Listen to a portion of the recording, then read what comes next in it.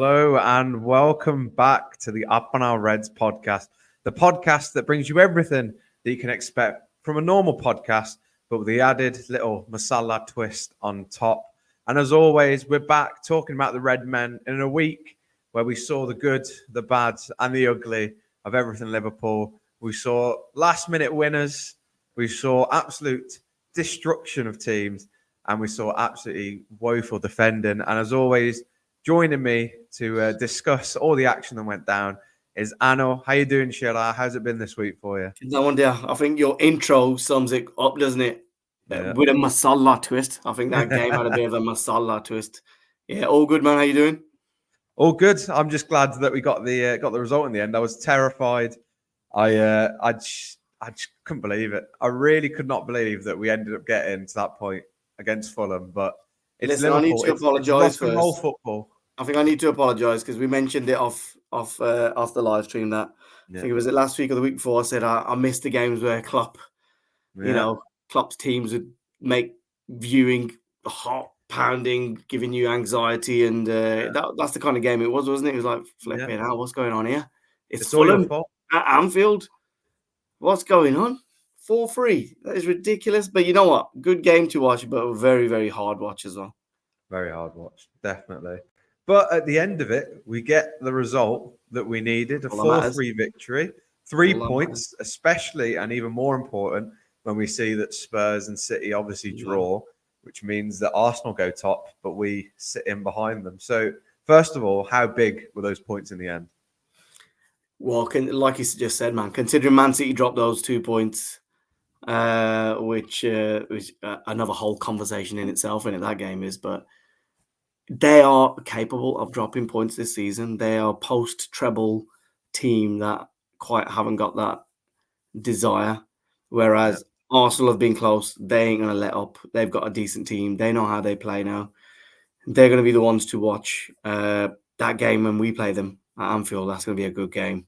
That is going to be a good game. If we can carry on, beating these lower league teams, 4-3, 5-3, 4-5, if we just keep scraping wins past these, teams and then absolute batter the top of the league, I'll take that. Drawing against Luton, just about getting past Fulham. We got Sheffield coming up. Yeah. They're going to have a new manager now that the one's been sacked. So that'll probably be a tough game because they're going to want to try and impress their players. But yeah, man, you know what? All in a day's work being a Liverpool fan. All in a day's work. All the grey hairs coming back in now. They were nice and hidden away. I haven't dyed my beard for a while. I need to start dyeing it. All the stress is coming back in now. I'll get it done for the United game. You'll have to, because otherwise they're going to be giving you grief about it. Remember that. We can't give them any motivation at this point. Come on over the weekend after the game. Yeah. Is this what Nana Nunes is doing to you? He's turned you into a Nana, it looks like. No. Or a Baba at this point. Don't get me started on him, man. But then again, if Haaland can miss the kind of shots he's missing, we can let Nunes get away with a few as well. Yeah. I mean, again, the first thing I want to talk about before we even get into the game is, are you going to get the new Nana Nunes haircut? Because that is... Oh, man. You're going to have to think about that. Mate, I'd have any haircut I'd get... I don't know, who's got the worst haircut in our team at the moment? I can't even think. I'm trying to think, man. They've all Harvey Elliott's. Harvey Elliott's isn't great. Well, he's got hair though. Maybe Thiago's probably got the least amount of hair, isn't he? Yeah, to be fair, a little bold one. You know what? He's probably the same age as me. How old is he? 33, 4. Shit, man, he's still a young lad. I know. He's got time on his side, man.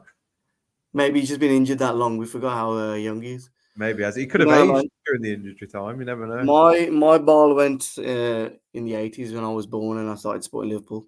So it goes hand in hand. Expect it, mate. Expect it. Yours are going to go soon. You definitely get a raise. Before we get all depressing, before we get upset, let's move on. I don't want to think about all this going, man. You're going to upset me already. No, man. Don't worry about it. Let's start then. I said all in a day's work being a Liverpool fan. It is all in a day's work. Let's talk about two gunjules that we got at the back then in Joel Matip and Kanate. We'll talk about the lineups first of all. Obviously, we knew that it was going to be a tough game. We expected the first team, obviously, midweek games and everything like that. But were you surprised seeing Matip on the team sheet? Because for me, looking at the past few weeks, it's been a bit weird considering Kanate has been sat on the bench when if he's fit and he's ready to go, you'd argue he needs to be playing at centre half next to Van Dijk at every given opportunity. And I think what surprising is we see that Trent pushing forward in a lot of the last two games and the games before that we've seen. So what did you make of Klopp's decision to stick with Matip? Because I was quite surprised for him to leave Matip. I got two opinions on this. The first one is whether you got Matip or Konate next to Van Dijk, they're both going to play well. Matip, you can't deny he's been good. He's been good this season. Hardly made any mistakes. You can't even blame him for the own goal against Tottenham, things like that. So he's been solid, and he's been there for years.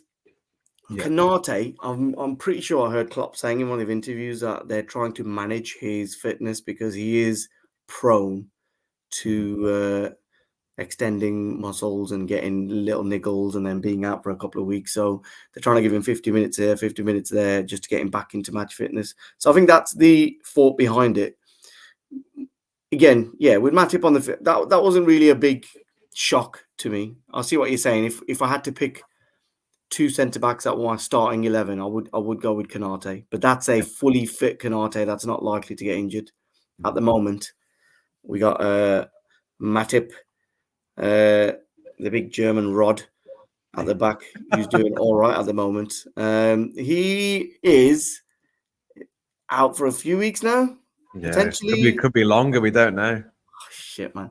That's going to be a problem because that's going to force Konate to come back in. The second point I was trying to make was I've said it before.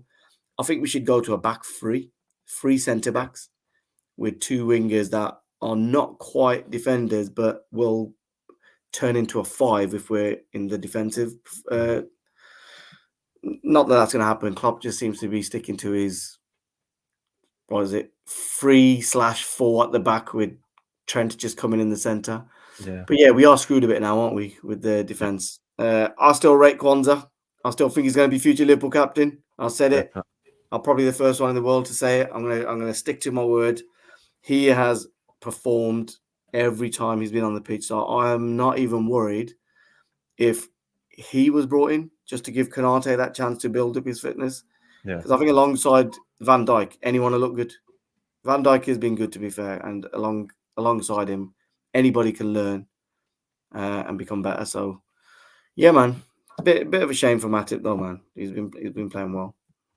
Definitely, and I think we know how good Matip's been for the past few seasons for us, and how good he's been for this season too. But he's been a great attacking midfielder, hasn't he? He's great attacking midfielder. He probably does more dribbling than our action midfielders, so we can't complain sometimes. He was doing a Gravenberch before Gravenberch came.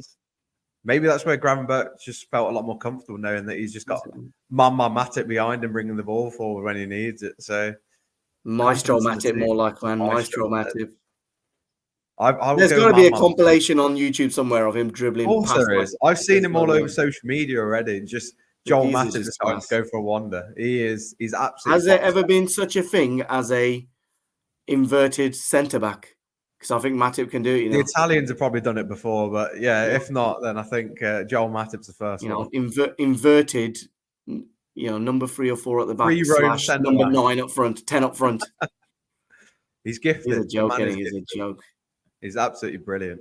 But he's box office. And what else was box office was the goals in this game. I know Klopp talked about it, but I think we've got to just get straight into them because I cannot believe that Liverpool have finally learned how to shoot a football. It feels like to me, we're one of the only teams in the league that don't shoot at all. And you know what? I'm so glad that we finally managed to shoot from outside the box. And it paid off this time. If you think, 2-3 goals from outside the box in this one game alone? Yeah, did you notice what corner they all went into as well? Was it top right corner? Top right corner. I'm wondering if that keeper had a weakness and they noticed it. I would love it if they were so pinpoint accurate in their tactics that some of them went to each other and said, "Yo, he's weak on his left. Just ping it in the top corner." And they all just kept pinging him in the top corner. Some of the goals were class though. That free kick from Trent was out of this world, man. I genuinely thought Salah was going to take it because he's looking for his 200th goal. I know. But Trent, the magic man when it comes to it, and we've talked about him before, he's just too good to be playing at right back now. He's just too good. I think the big thing from the game, which is probably worth talking about as well, is 2 goals. You know, if you think about it, 2 late winners in 2 weeks, or 2 goals, important goals. He could have had a hat trick. Could have had a hat trick. Nunes could have had a hat trick. It seemed like a game where Nunes has a chance of a hat trick every game, mate. Literally, his and goal still, conversion has got to be like I'm not having a 0.1%. word with him because Nano Nunes is not No. putting any more away than the week before. You need to get into him now. Sort it out, man. Nah, he's doing what he needs to do, man. Just giving defenders, making them tired, making them work, making them not think about our bad boy at the back, Trent, coming forward and taking over. I think Nunes is there just to make everyone tired. He's like the warm up act for a comedian. Comes on, sometimes is a bit funnier, sometimes gets the biggest laugh, but at the end of the day, someone's going to come and save the day, and it's not going to be him because he can't score in a fucking million shots that he takes. But you know what? I'm not going to badmouth him because he does create chances. He does still shoot, but man, Haaland, watch your back. If he learns how to shoot, I'm telling you, game over. He's gonna have like 3-4 goals every game. Yeah, coming with his new little Gutania that he's got, like he's an 80s girl, 80s Punjabi girl with his little ponytails and everything. He's looking great. I don't think he was singing "I'm a Barbie Girl" while he was playing. Maybe that's what it is. His motivation. You never know.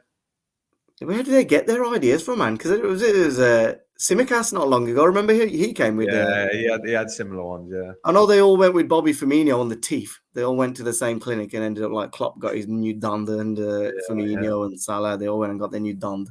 But the hairstyle, man, I don't know about that one. They might be going to the same fashion boutique and getting their bar done. You never know. It's South American flair in it. They're going to come back with a paranda next week and be swinging it about when they come onto the pitch. You never know. That's the one, isn't it? That's the one. But what would you say for yourself was the pick of the bunch in terms of the goals? Which one was your favourite? That's a hard one, you know. That's a tough one because they were all class. For me, it's got to be Max. Wow. I was going to say his was probably the most difficult one, wasn't it? Because it was moving ball slightly off the ground. Yeah, and he waited for it. He just waited. He just followed it in and waited, and then just bang. That was good, man. That was good. The feeling from Trent's last one was good, but obviously the quality of the goal wasn't as good as the others. His free kick was... Even Endo's goal was outstanding from someone. I know, even Endo, man. That Bajala can't get a game, man. No, but he comes on and you know what Endo is? Endo, if you've ever played, like back in the day, he used to play in the park and everyone just used to turn up and there was like a 5-year-old who was like really good at football, but everyone's like, nah, man, Bajala, leave him. You know what? We'll let him play, but he ain't gonna make the first 11. That's what Endo's like. He's just not getting a chance. Yeah. Bajala needs to get, a good few run of games. He's always man of the match for his country. Every time he's come on for us, has smashed it. What else does he need to do? I know. It must be a thing. I don't know. It must be things at Liverpool where Japanese players are incredible for us, but they don't get as much game time. But when they do come on, they're just absolutely unreal. Maybe that's the thing with our club is when it comes to Japanese players, they just don't get game time, they just get the job done. And if that's the case, you know what it is? You know what it is? American owners, Japanese players. Let's not get political, but John Henry's a racist. Yeah. Right, before he comes for us and he gets a Punjab pulse on us, let's move on from that. You get upset with us, man. No, we've just about managed to get him back on side. I need a ticket in the new stand that's never getting completed ever. Yeah, look, that's what happens when you get Dissy builders in to get it all done. But what can you say? But what about our defence then? It's something we've talked about. Do we have to bring it down a peg? We do have to, because otherwise we're going to be here all night gassing ourselves up and forgetting about the fact that we conceded 3 goals to a Fulham team who have really struggled in the past few weeks. And I think the big point we talked about off air is they all seem to come from the right-hand side of the Liverpool box, or from Trent's side of the goal. He may not have been over there, but it meant that people having to go out there and defend, and the balls either came from that direction or came from a corner over there. But that seemed to be an area of weakness, and Fulham just kept exploiting it, and it seemed to work out quite well for them. What did you sort of make of everything that went on in terms of defence for Liverpool? Well, regardless of whether Trent's there or not, if you leave the door open, the Kutta's going to run out. And you know what I mean? Well. If he's coming into midfield and leaving that big, massive gap, what do you expect? Well, look, they're going to come and run down the side and do what they're going to do, and they do a little push off on the side and then cross the ball in. And that's what's happening. But yeah, Why is it, do you think, that Klopp does not realise the most obvious thing, which is Trent is not a good enough right back and he's an outstanding midfielder? Why not just put someone at right back? January window, go out there, spend about 50, 60 million, get a top class right back. Bob's your uncle. You know what I Yeah. mean? We need literally, there's two players we need. There's a right back and there's a number 6.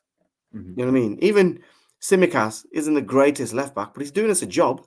You know what I mean? While Robbo's out. But I don't know, man. There's something about Klopp. He doesn't want to do that. I do think he'll be thinking about it. I do think he'll be thinking about it now because it's one of those things where if you look at all around the league, the right backs are shifting into sort of further deeper positions in a sense. You know, look at John Stones. John Stones for City last season was basically playing in centre midfield. And I think it's that versatility. I understand the whole thing of by keeping him at right back, it means he can play the 3 midfielders that he's got. You know, otherwise you're thinking you've got to drop a Gravenberch, you've got to drop a Szoboszlai, you've got to drop a McAllister.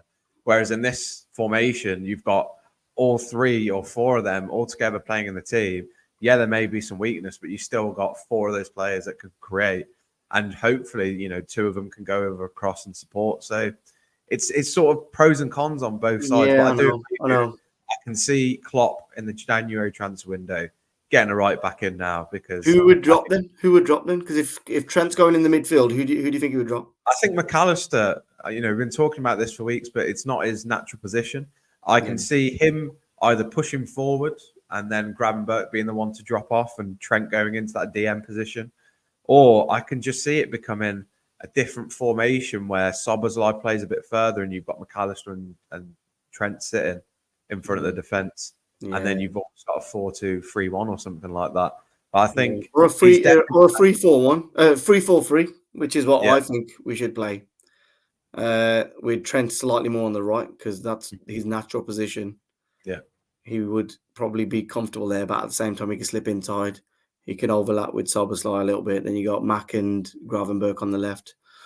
Although I don't think it's slowly getting to the point where McAllister's not, in my opinion, first 11 material.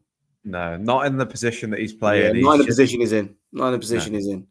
But then if you put him in the position he wants to be in, then who misses out there? That's the other bit. He has got a problem. He has got a problem because he's got some good players in their own right, in their own position. But it's just that number 6. I mean, Bajcetic, when he comes back, obviously Thiago, if he comes back, would be perfect if he ever comes back. It's a good point. It's a puzzle, isn't it? Being a manager. I suppose it's easy for us to sit here in our bedrooms. I guess this is the whole thing that you need to win league titles is you need these selection problems. You know, if you look at City and teams that have won it in the past, they always have backups to backups. They always have this same dilemma of you don't know who's going to start and you don't know who you're going to play against.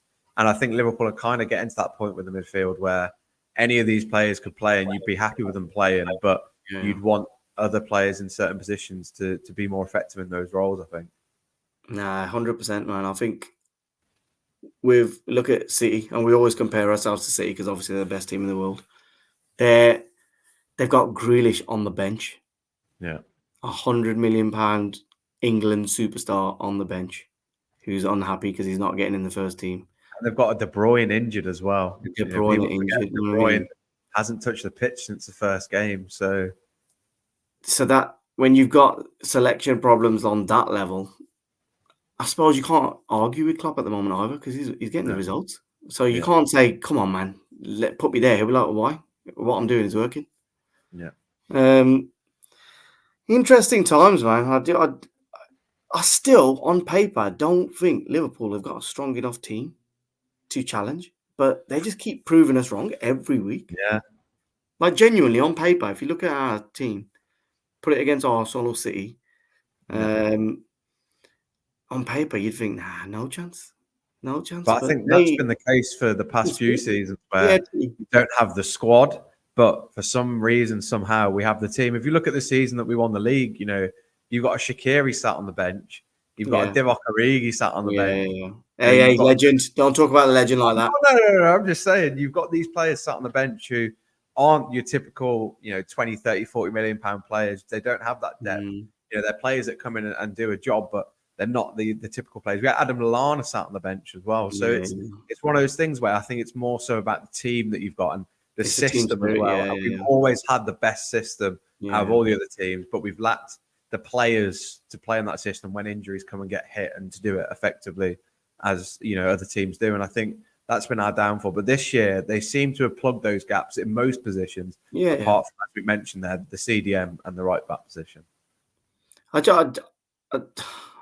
I'm really struggling with the fact that Andre's not coming either, because that seems to have fizzled out. There's links with him going to Fulham, actually, wasn't there?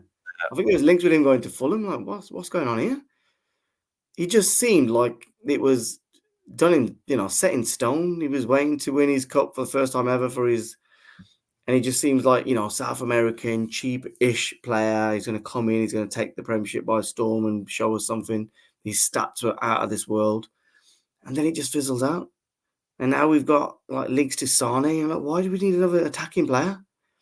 It doesn't make sense. And I know they're all reports, and Klopp hasn't said anything about any of these. So yeah, I could be completely wrong, but it's a little bit frustrating, isn't it? It's a little bit. I don't know, man. It's Liverpool transfers. We expect this every single year, and then we end up with someone from the Championship, or we end up with someone from some random team in the German turns league. into superstars, though, but it does take a season or two. So it's one of those things. It's one of those things. This is the other problem as well. I think we're not overplaying, but we're overachieving with a brand new midfield. I don't think Klopp even expected them to gel so well together. However, there's still pressing issues that they haven't got up to scratch with, because the old, Mane, Firmino, and Salah up front used to press like there was no tomorrow. I think we're missing that a little bit. And I think the midfield don't 100% know their role down to a T yet. But I think the more he's with them and the more they're playing together, and we got so many games coming up. Arsenal twice as well, haven't we? FA Cup and the Cup as well now, FA Cup. So that'll be interesting to see when the big games come. United at home, how many are you expecting? 8, 9, 10? Let's not get too confident. But yeah, man, it's good that they're playing well, but they're not playing brilliantly, which is a concern. They're getting the results, which you can't complain, but they're not playing amazing. You can't be like, oh my God, Liverpool's midfield are just controlling every game. It's just not happening. But at the same time, as you mentioned, we're getting the results, we're getting what we need, we're getting the points we need. And we come away this week with another 3 points. But the other important question that we ask every single week is who's getting the mixie then? Because it looked like everyone could have been getting a beard with a baseball bat by the end of it. But they've come out and they look like they could get treated. So let's start with the mixie. Who's getting treated to a mixie this week? I think there's going to be only one man. One man again. And we know who it is. Mr. Scouse, Trent, TAA, the savior, the future, the captain, vice captain, the defender who can't defend. What else can we say about him? It's got to be Trent, man. It's got to be, without a doubt. I think again, he can have the business card and he can buy whatever he wants with it, because that's 2 weeks now where he's come up big for us when we needed him, and he's really putting it into the team that we need. Do you know what? Just while we're on that, the Mixie man of the match, we're giving it to Trent. I've been listening to a lot of commentators talk about how Man United players, they're like local lad players like Rashford aren't playing, but Trent is a perfect example of what they need their local players to do, which is literally not give up, feel like a personal. It's personal to me. If we don't get this win, it's personal. No, and all the foreign players that come in, good. They're part of the team's culture, but the local lads kind of like, nah, you can't be having Fulham coming to Anfield and beating us or drawing, and that fire in Trent. I love it, man. I love it. Definitely. I think that's one thing that Liverpool have always been good with, is the players that are local. They've always had that bit between their teeth, knowing that it means more, that they have to perform, that they're doing it for that extra fire, extra passion. Curtis Jones, when he plays, man, if he plays, he does have that grit between his teeth. Yeah. Sometimes he doesn't play as well as he can do, but he still has that passion in him. Stevie G for throwing it that far back. Players. You know what I mean? Yeah, man. That, part of them, like you said, and I think the big talking about that, as you mentioned, with it being, United's local lads just not performing. I think it's the whole thing of that passion for the teams just died out. And that comes from success, that comes from legacy, and I think the players in the Liverpool team have had to go through that success and legacy, and now they're hungry for it again. And Trent was a big part of that, so I'm not surprised by how he's been playing the past few weeks. Yeah, where do you see us? Christmas time or start of the year? I can see us kind of where we are now. I can see us second. Top three. I think there might be a few bogey results in there. There's a few banana skin games in between. I think. Which one are you looking at?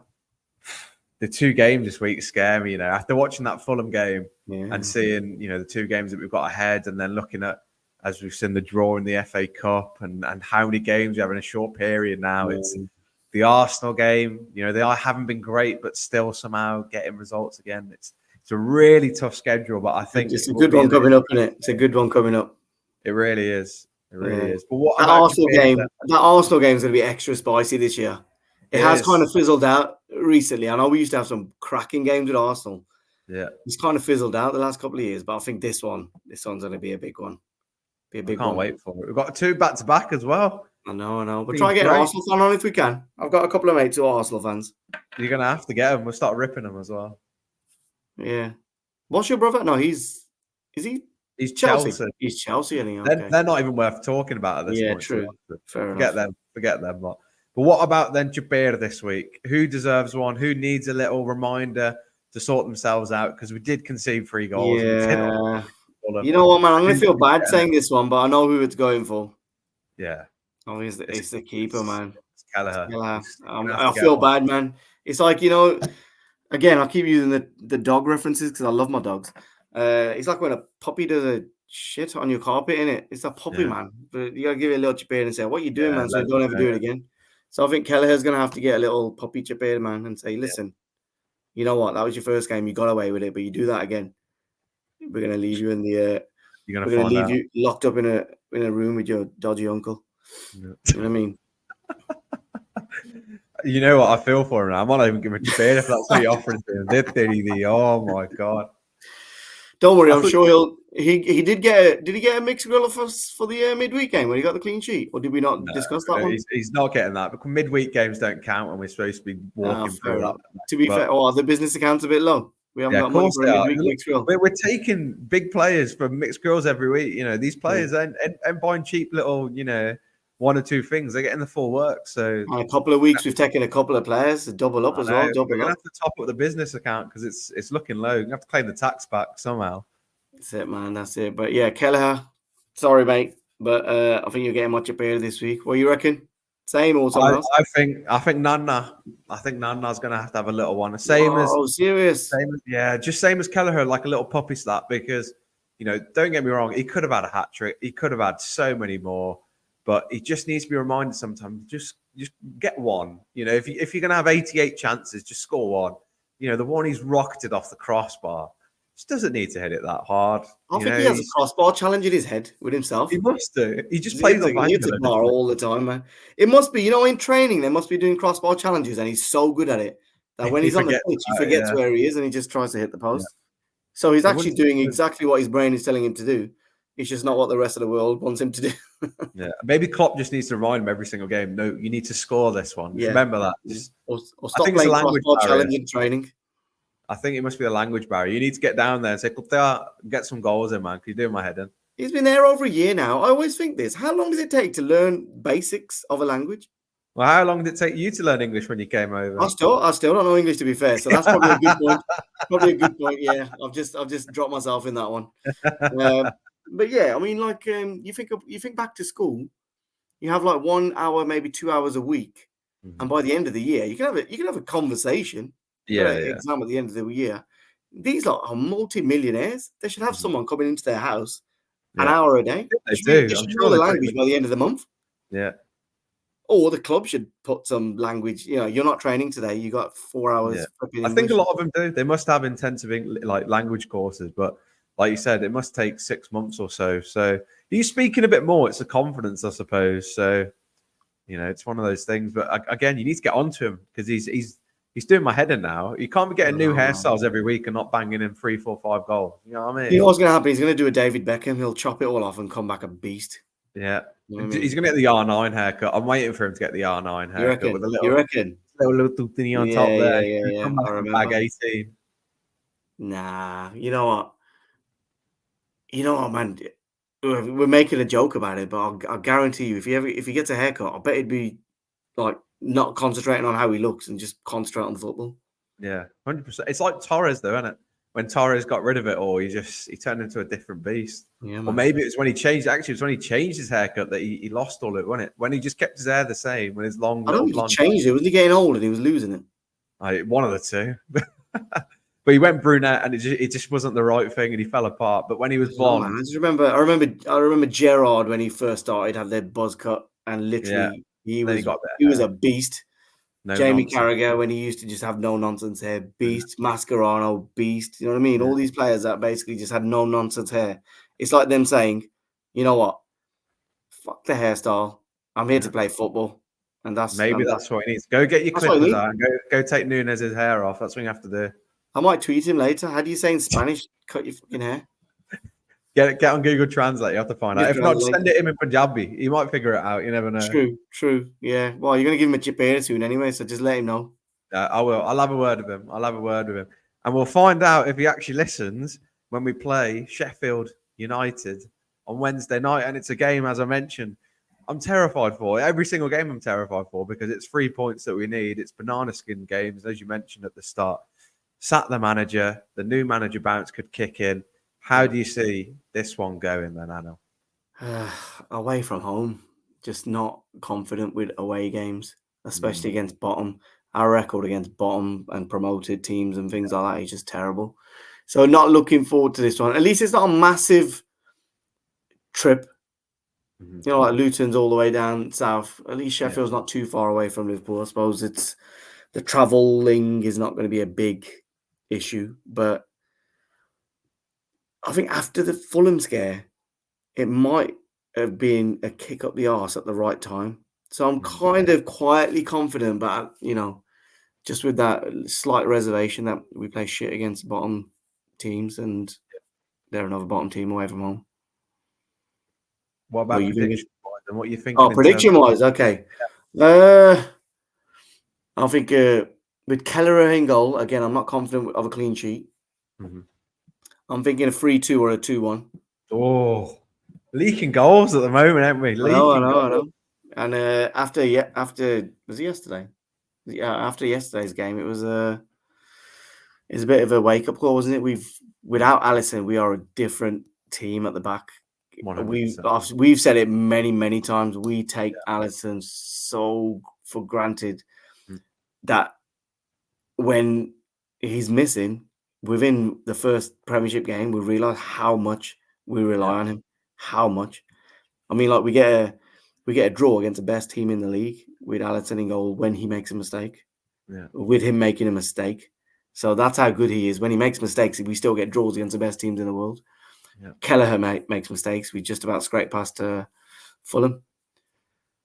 It just shows the golfing class and shows what the Brazilian Jack gets the job done every single week. I'm telling you. You know what it is? Maybe because I'm vegan. Anytime there's a team with like a meat in their name, we don't play very well.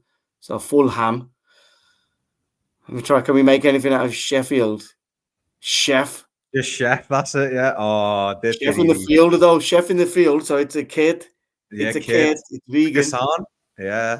Maybe we might get a result here. You never know. Get a result, yeah. I do agree with you though. I think that we might leak a few goals in this one. I can see them. I hope not a few.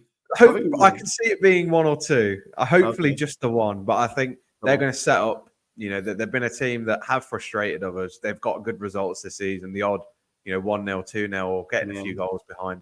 I can see them just sitting at back and sort of frustrating us. And it's going to be our job to break them down away from home as well.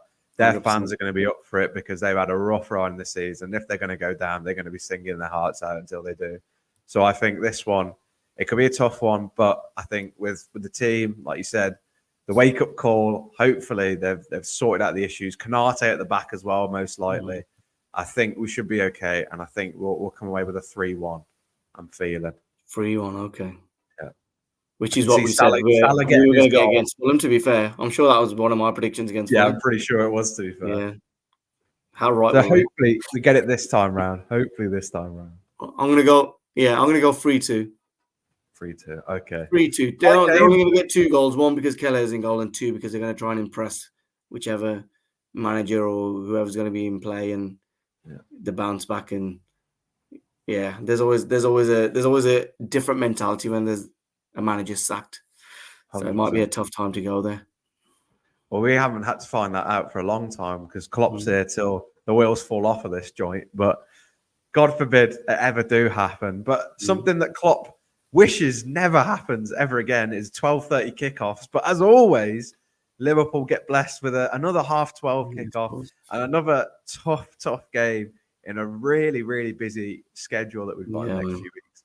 12:30, Crystal Palace, a team who have really struggled in the past few weeks with losses, even though they had a great start to the season.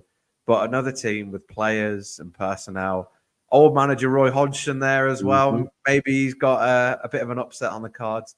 But it looks like a game where, again, Liverpool could be frustrated. And I think playing 2 teams who are struggling in recent times and will probably play in similar manners is not what you want in this week, knowing that you're going to have to do everything for it. So what about the Crystal Palace game? What's your thoughts on that? I always worry about this game, only because it's always one of those games where you think on paper you should win. But I'm sure, I was just trying to Google it. I'm trying to look at the last few results. Haven't they got decent results against us?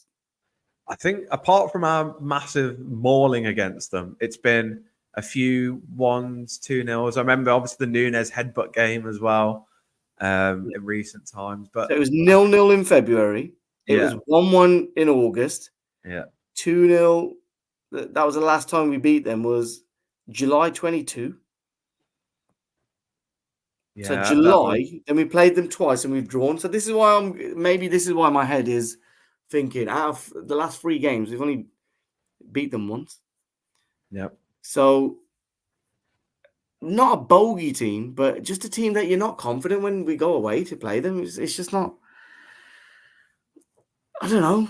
Like you said, Roy Hodgson, he's probably got a bit of a bit of extra bump when he comes to play Liverpool. I know it's at his ground, but I'm sure there's an extra bump. I'm sure he does some spiel in the changing room that makes the team feel like, he knows about the team. He knows how to beat them. He knows about what gets under their skin. And generally, when players play against Liverpool, they step up their game anyway. And they've got some good players. They've got some good attacking players. So with Kelleher in goal, it could just be shoot on sight kind of a game. If I was an opposing manager, I would literally say, look, listen, this kid's in goal. He's out of his depth. Keep pinging the ball at him. Sooner or later, he's going to make a mistake. So, I'm not confident with that one. I'm probably more confident with the Sheffield one just because of where they are in the league and, promoted team and all that. Crystal Palace, man. That's going to be a hard one to predict. So the last 2 games have been a draw. I'm never gonna not be confident. Let's say a 2-1 Liverpool. 2-1 Liverpool. Okay. And as you mentioned there, Palace are a tough team. Obviously, Eze's out for a bit now, but defensively, they've got big sort of strength for the back. We know Anderson is a little wind-up merchant when it comes to it. So hopefully, Núñez just smacks him with his gut in the eye instead of his forehead. He'll probably get sent off.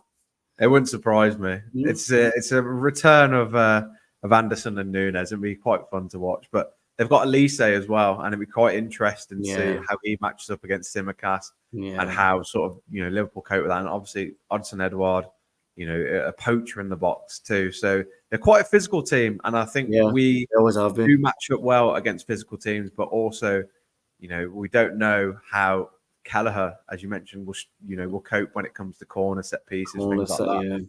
He just seems quite confident to be stood on his line, but he just doesn't convince me when it comes to rushing out the box or commanding his area. And I think that's where he gets himself let down a little bit. So I feel a bit the same as you, as bit more confident with the Sheffield United game, but this Palace one, with it being a 12:30 kickoff and with it being a short sort of turnaround going from the Wednesday game to then the Saturday one, I think it's a very difficult one, and I'd be quite surprised if Liverpool actually turned up in the first half of the Palace game.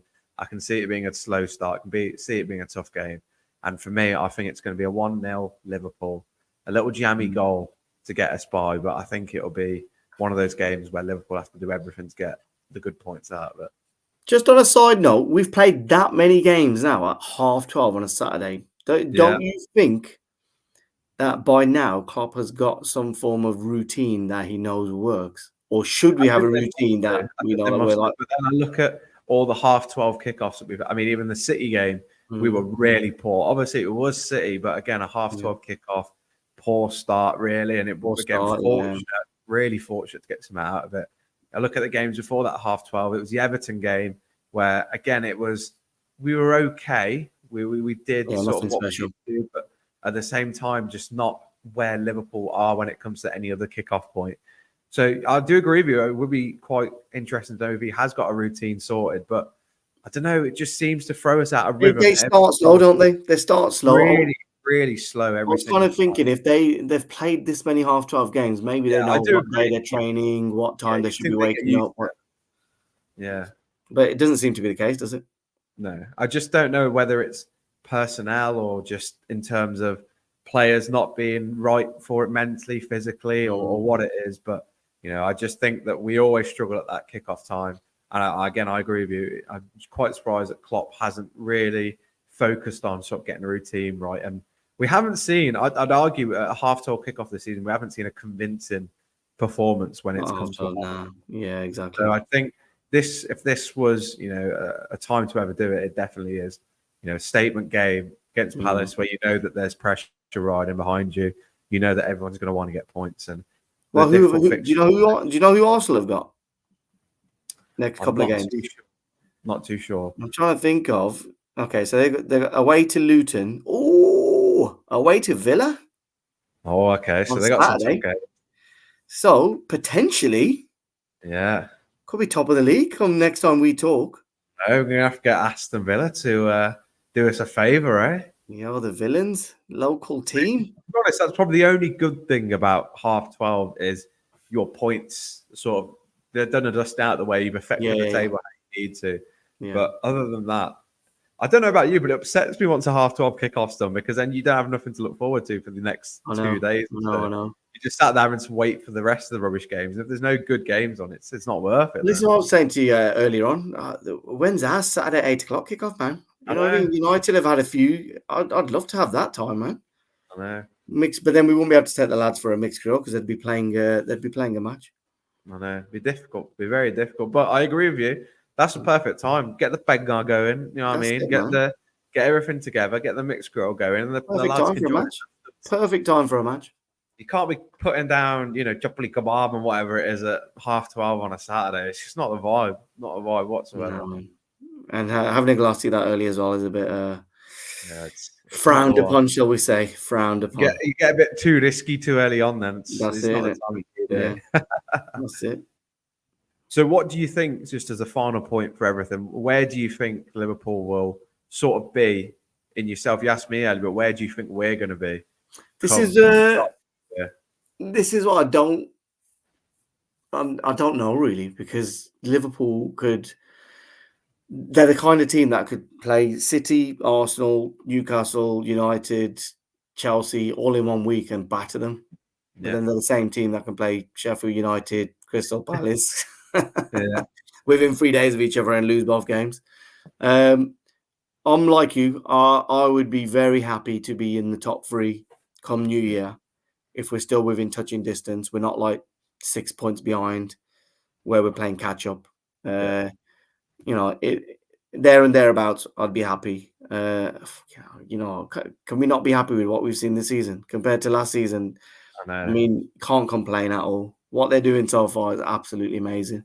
But obviously, from a selfish point of view, you want to try and keep that going. So we've got something to look forward to at the end of the season. You don't want to kind of just dwindle off and it becomes a top 4 race and then you're not really that into it and you kind of thought, hang on, we were at the top and now we're not. You kind of lose the spark of it. So I hope we're still there and thereabouts.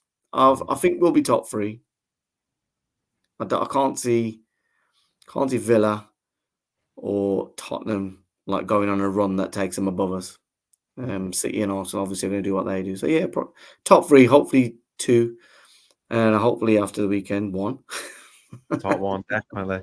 I agree with that. As you mentioned, top 1, hopefully on the weekend, and hopefully we're not in tears after games against Sheffield United and Crystal Palace. But there's only one way to find out, and that's to join us back here next week on the Up on Our Reds podcast, where either we'll be in tears listening to Guldeep Marnik with a bag in hand, or we'll be sat here listening in celebration to Diljit Dosanjh. So it's up to you guys which mood you feel, but either way, we'll be here every week to talk about Aapna Reds. And we'll see you next week. Thank you, everyone, for joining us. We appreciate you. And we'll see you next time on the Aapna Reds podcast. See you later.